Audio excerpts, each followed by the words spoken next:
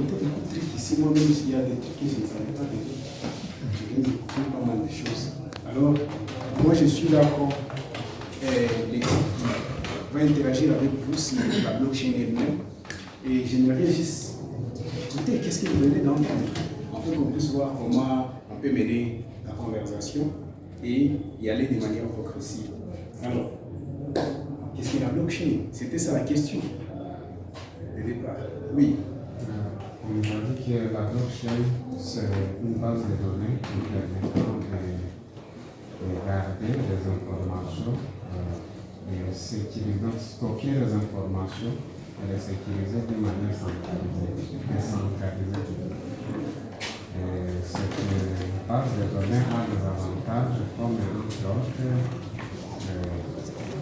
qui permet d'abord de gérer les informations d'une manière sécurisée. Les informations ne sont pas rivables.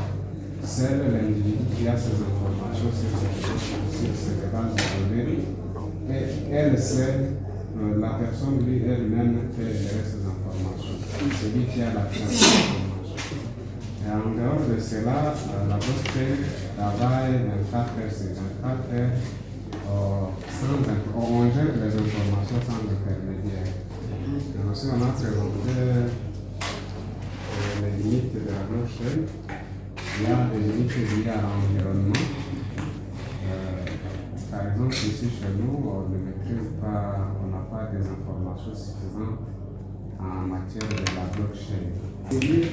Si c'était une fille, j'allais vous donner un bisou. Alors, je vais vous montrer un truc qu'on va faire ensemble. Et puis, pour lui, on va lui dire merci beaucoup, mais pas comme ça. Ok? Alors, aussi, on va quand même nous remercier. Le type a bien expliqué. Non, c'est moi qui vais vous expliquer comment ça va se passer. Ça, c'est sur les mains, n'est-ce pas? Et quand on fait comme ça, c'est une scie, n'est-ce pas? Et quand on fait comme ça, c'est un coup. Alors, on va dire merci et beau parce que nous sommes tous beaux. Et puis tout. Ok, on essaie ensemble. Merci, beau, tout. That's it. Vous êtes trop fort. Trop fort. Voilà pourquoi il fallait que tout le monde se lève et qu'il vous dise merci, beau. Voilà, très bien. Quelqu'un d'autre? Ou bien Mamoïko Azila, tout de suite, les types vraiment imaginatifs. Je vais vous continuer la séance. Alors, ce que je veux dire, c'est que la blockchain, c'est une technologie. Et la première application de la blockchain qu'on a pu obtenir, c'est la crypto-monnaie. Voilà pourquoi il est difficile de parler de la blockchain sans parler de la crypto-monnaie. Mais pourquoi est-ce qu'on a appliqué la première fois la blockchain sur la crypto-monnaie? Pourquoi? En 2008, il y a eu une crise économique qui a frappé le monde, c'est que les banques étaient en train de couler. Les gestionnaires des banques géraient trop mal notre argent qu'on dépose à la banque. Les banques étaient en déficit, en défaillance. On a donné des crédits comme c'est bien recouvré. Ça, c'est pour toute personne qui a vu la ville de Goma et le Congo en général. On connaît la chanson. Dach, Diak, Imara, Mekre, Akibaye, Lizane, blablabla. La plupart des coopératives et des banques ferment tous les jours. Maintenant, cette situation-là a embêté beaucoup de gens parce qu'ils se rendaient compte qu'ils prenaient leurs finances et leurs biens, ok, ou bien les actifs, ils les mettaient entre les mains de quelqu'un d'autre. Et ce type les gérait mal et le lendemain il revenait et il disait non, bon, la banque est tombée en faillite et on a pris votre argent et on ne sait plus comment vous rembourser. C'est ainsi qu'un type, entre guillemets, un groupe de types, il n'est pas connu, c'est un anonyme, dont le nom est Satoshi Nakamoto. C'est ça le pseudonyme qui est derrière les types ou les groupes des individus qui ont fait la première blockchain. Le but c'était faire quoi? Le but c'était ravir aux banques les finances et les remettre entre les mains des propriétaires. On est franc, qui gère son argent. Ok? Maintenant, en travaillant sur cette réflexion-là, voilà pourquoi Mme Rachel a dit que les crypto-monnaies n'existeraient pas s'il n'y avait pas la blockchain. Ok? Maintenant, comment est-ce qu'ils sont partis parvenir à résoudre les problèmes de notre argent entre les mains des banquiers? Ils ont dit alors, et si on supprimait la banque elle-même et qu'on créait plutôt un mécanisme à qui on aurait à confier nos actifs, ok? Et ces protocoles-là, c'est un accord. Madame a dit, on se met d'accord que vous et moi, chaque fois que vous me verrez, vous me donnerez 1000 francs. D'accord? D'accord. Donc chaque fois que je vous close, 1000 francs. On est d'accord.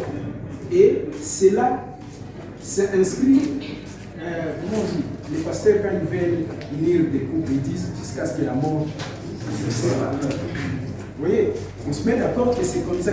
Dans la limite à 1000 francs. Qui l'a si? Il peut nous dire aussi. Vous voyez, ça c'est un protocole. Et voilà pourquoi on dit protocole d'accord entre telle partie et tout ça. Vous voyez d'abord, ça c'est le point de départ. Alors, on a voulu résoudre un problème, ce qu'il fallait qu'on crée un protocole sur lequel nous tous on est d'accord. Une fois qu'on est d'accord sur le protocole, ça veut dire, bon, on a moyen de payer dans mon guide. Parce qu'on est d'accord que l'équipe dans on a mis. Pourquoi? Parce que. C'est tout, on est d'accord. Parce que le protocole est là. Et personne n'a le droit de les violer. Ou personne ne peut les violer. Parce qu'il est déjà préétabli. Alors, pour résoudre la question, on a dit, bon, maintenant, si on disait que les protocoles là, on les confie à M. Eric Malosso. Alors, ce que moi, on allait à Mme Anax. C'est bien ça. Là, vraiment, tu as libéré 1000 francs. Aujourd'hui, tu ne vas pas payer. Problème, les humains sont sentimentaux, les humains sont émotifs, les humains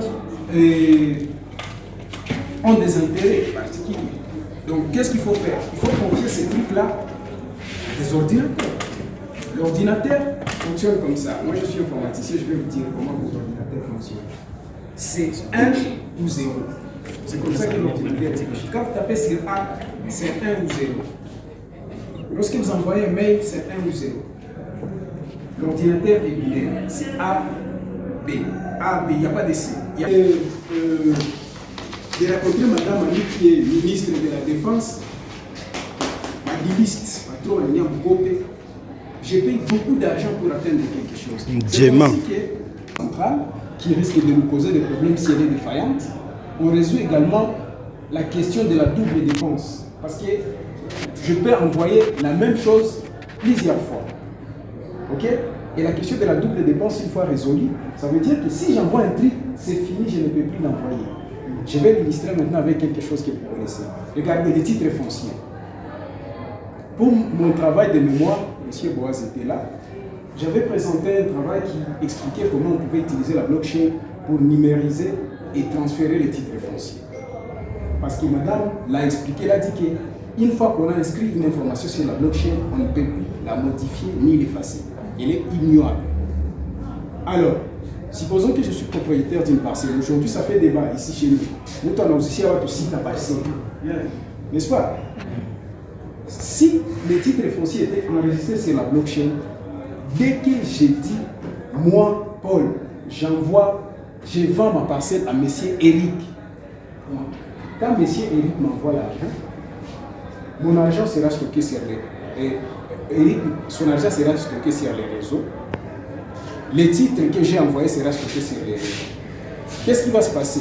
Un agent, ok, du cadastre ou responsable des titres fonciers va faire juste une chose simple. Il viendra vérifier est-ce que Paul était le propriétaire de la parcelle? Oui, il était le propriétaire de la parcelle. Est-ce que M.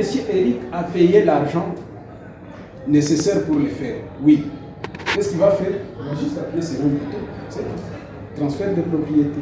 Ou si ça c'est lorsqu'on veut faire intervenir une personne en plus. Mais si on ne veut pas, on va créer, je mets un petit concept là-bas, un contrat intelligent. En fait, on définit toutes les règles, on les met sur les réseaux et puis on se passe.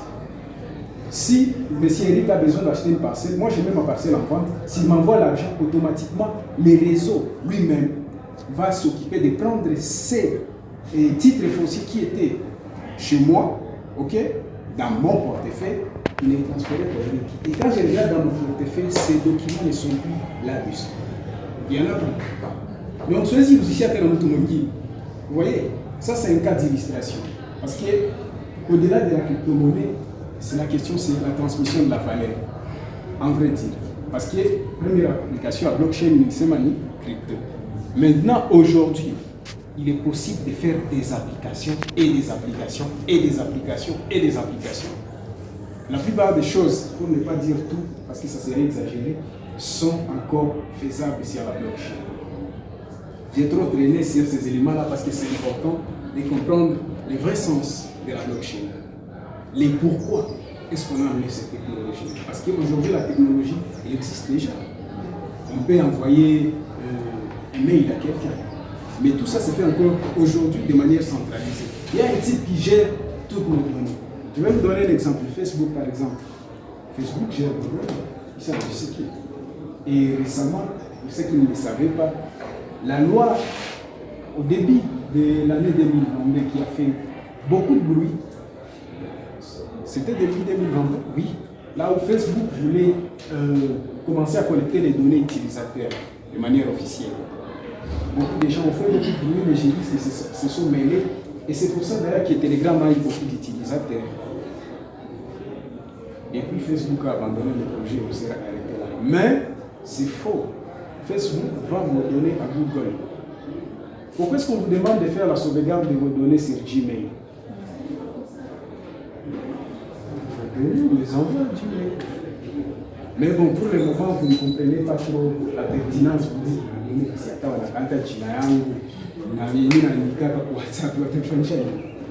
mais je vais vous passer l'info, c'est qu'il y a un type qui est devenu président de la République parce qu'on a collecté les données des gens sur Facebook, on est parti les analyser et tous ces gens-là ont voté en passant qu'ils sont en train de voter ce qu'ils voulaient, mais en vrai dire, ils votaient ce que les gens voulaient qu'ils puissent voter. Et ce type-là s'appelle Donald Trump. Oui, donc ce que vous faites a de l'importance. Si on est là pour Facebook, quand tu cliques j'aime sur la publication de messieurs Moïse Katumbi, il y a un algorithme qui analyse ton comportement. En ce moment, par exemple, Facebook est à mesure de te dire Unalala Sangato. Ok? Unafanya combien de temps sur Facebook? Tes habitudes de quoi caille? Bon, parce qu'il connaît même ton anniversaire. Oui, il connaît même là où tu es né. Il connaît même là où tu habites. Il connaît même là où tu passes les journées. Oui, parce que à 8h du matin, tu te réveilles, tu es à l'Isère. On parle de la localisation de là où vous êtes. Cette personne, de 6h à 10h, à tel endroit. De telle heure à telle heure, et tes habitudes. On peut même tracer la route de là où tu es passé. Maintenant, une personne qui te connaît comme ça a tes données. Et c'est ça la vraie problématique que la blockchain vient résoudre. Remettre les données des utilisateurs entre les mains des utilisateurs. Ok, regardez, tu veux t'inscrire sur un site. On te demande, bon, tu peux créer un compte, mais si tu ne veux pas créer de compte, tu peux t'authentifier avec Gmail. Vrai ou faux? Ouais. Ah, mais comment est-ce qu'on t'authentifie? Parce que là, tu n'écris plus rien. En fait, les logiciels là qui veut t'authentifier part chez Google. Il lui dit, mon frère, ce type ici, il raconte que c'est lui, Monsieur Moïse. Google dit, ok, pas de problème, je vais regarder. Tu dis, ah, ok, oui, c'est vrai, c'est lui Moïse. Et ça passe. Mais il ne lui dit pas seulement que c'est lui Moïse, mais en vrai dire, il prend toutes tes infos qui sont là, et à la multiplication. Vous voyez? Ça veut dire que vos données, on les contrôle. On les envoie à qui on veut. Et comment on fait? Moi, j'ai eu cette expérience-là avec les amis qui aimaient trop regarder les films pornographiques. Le type, il vient, il enseigne. À la projection, il tape. Oh là là. Ça vient des listes. Pourquoi? Parce que chaque fois qu'il fait des recherches sur Internet, Google enregistre des recherches. Quand tu veux faire une essai, on a bâti même la vidéo qu'on a fait. Ah, parce qu'au fait, ils ont pris vos données, ils ont pris vos informations et ils les utilisent comme ils veulent. Bon, chaque fois que vous faites quelque chose sur Internet, je vous passe l'info, vous enrichissez quelqu'un d'autre. Bon, les kiriers, qui connaît ChatGPT? ChatGPT. Ah, vous qui renseignez-vous, c'est une intelligence artificielle. Normalement, les TP que vous faites ici à l'école, bon, on peut même inciter l'enseignant jusqu'à ce qu'il pense. Ah oui, déjà ça. Oui, l'enseignant peut même risquer de penser que vous avez lu dans sa tête. Tellement la réponse que vous avez donnée va dire, il vidéo le mine, il peut faire dire quoi une question. Ça s'appelle de l'intelligence artificielle. On n'est pas là pour ça, mais je vous dis seulement que la blockchain essaie de résoudre ces problèmes-là en redonnant à la personne les droits à ces informations. Voilà pourquoi, sur la blockchain, lorsque j'envoie de l'argent à Eric Malosso, personne alors me dira que mi et Eric. Ok? Parce que la plupart des transactions, la plupart des blockchains aujourd'hui implémentent la question de l'anonymat. Alors, question stockage, on en a déjà parlé. On a parlé de la transmission de l'information. On a parlé de la question de la transparence. La transparence, ça veut dire quoi? Et wazi wa mambo. Hakuna mtu mwenye atakudanganya mkopo. La transparence, ça veut dire quoi? Lorsque j'envoie quelque chose, tout le monde peut dire que hiki kilitoka hapa ikaenda hapa. Et avec le temps, on sera en train de vous démontrer tous ces éléments ici. Parce qu'on va faire des tests, on va s'envoyer quelques aides, ok? Et puis, on va vérifier sur la blockchain, est-ce que réellement la blockchain sait qui a envoyé le truc. Ok? La question de la sécurité, on en a parlé, c'est que cette transmission-là s'est faite de manière sécurisée. Ça veut dire quoi?